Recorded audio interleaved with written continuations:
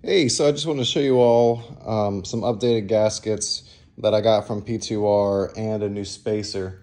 So over here, I have my stock spacer.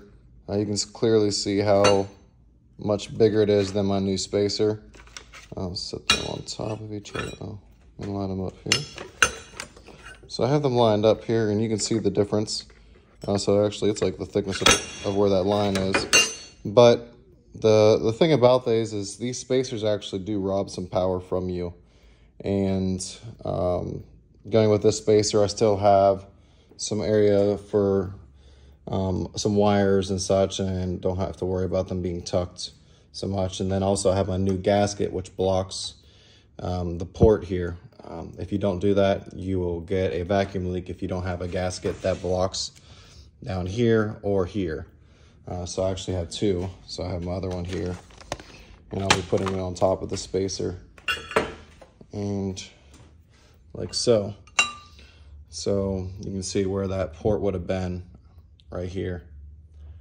And I have seen some people weld the inside of the intake manifold here, but this for sure makes sure that you're not going to get any air going in there. And also, I don't have to worry about anything breaking off and getting sucked up inside the motor and me having a bad day.